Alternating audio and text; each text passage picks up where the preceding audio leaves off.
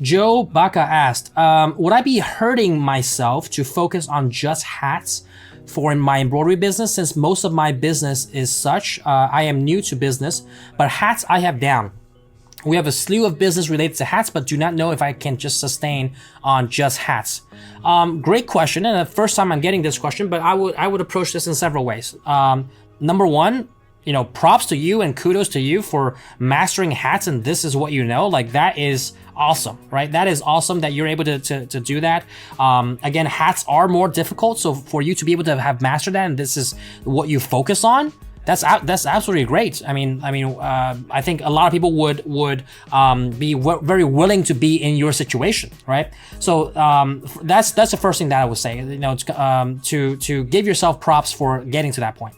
And then number two, if you're just focusing on hats, I don't think it's necessarily a bad thing, right? If most of your business is hats, I don't think there's anything wrong with that. I actually have customers that focus solely on hats and are pumping out 4,000 or 5,000 pieces on a monthly basis, right? With a 6-cent machine. So if your business is mainly hats, there's nothing wrong with that. What I would consider, and this is something that, again, I sometimes do these one-on-one calls with some of our clients to kind of really dig into how their business works. I've done a few calls in the past where kind of like, we spend about half an hour and then we dig into how your business is currently doing, what you're doing wrong, or what you think you could be doing better, and then I give some insight as to how I would approach it. But one thing, I'll kind of go briefly into how I would approach this if we were to get on that type of call. I would recommend that you look at your hat clients and try to upsell them, try to bundle things, try to cross-sell them to other products, right? It's like, hey, you're getting a ton of hats. Do you want to get some polo shirts too? Do you want to get some button downs too?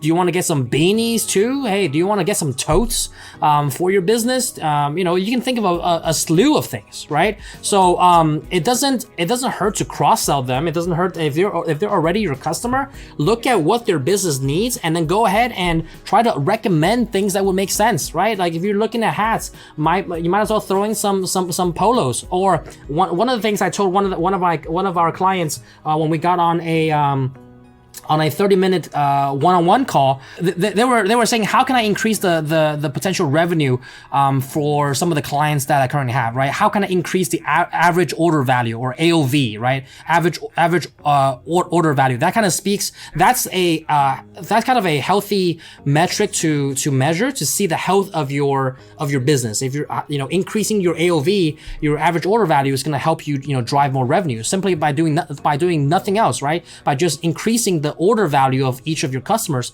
you could be increasing your revenue without doing more marketing, without getting more leads, without doing all these other things. So one of the things that I told them in that conversation was like, hey, look, if you are then they focus a lot on jackets.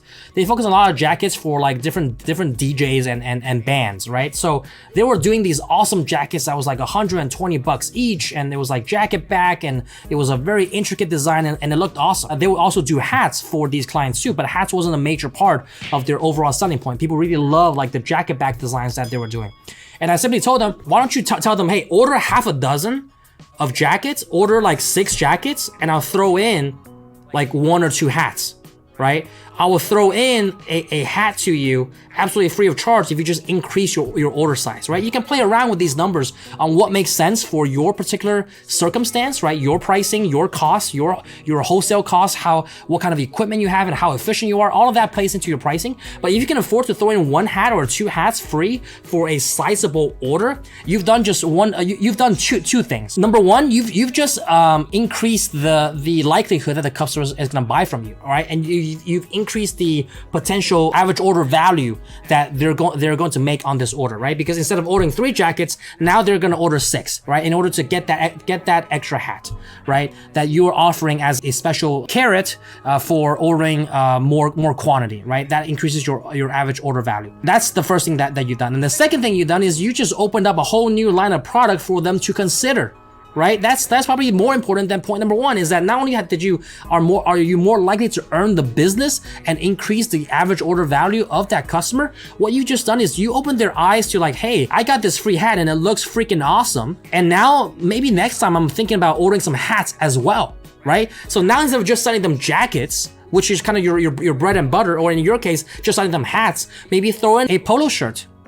hey, order a dozen cap. I'll embroider your same logo. I'll redigitize it, embroider the same logo on a polo shirt, and I'll give that for you to absolutely free of charge. And a polo shirt, you know, retails for like $25 to $30 depending on the quality of the actual polo, right? So you can give them a sample with your logo on it. You do the work. You provide value up front. You actually put in the work and the time and provide value, but get them to make the commitment to order more. And now you've just done two things. You've earned the business, you've increased the AOV, and you've just shown them the possibility of what their logo looks like on a polo shirt, on a different piece of item than their original order. Now you got their wheels turning and they're thinking, oh crap, okay, I can order actually polo shirts and this looks freaking awesome. Obviously, you gotta make sure you gotta do a damn well job on making sure that it looks good. And this looks freaking awesome. I'm going to order it in the future. You have actually increased your line of products for this particular customer without doing anything else. You've done nothing else. It's not like you're acquiring a new customer. It's not like you're doing more advertising. You've simply worked on what you already have, and you've increased the AOV of that, and you've just opened up that customer's mind to a new product. And now they can order caps and polo shirts. So they can order, they know the possibilities. So, but it takes the ask. It takes a proper upsell method that we really teach in some of our courses to really upsell in a proper way, right? You can't upsell something that's completely irrelevant to what they're buying, right? And you have to have the right moment, you have to have the right process. But I hope that this kind of gives you a framework to start thinking how you can maximize the AOV and the potential income for your business. Make sense?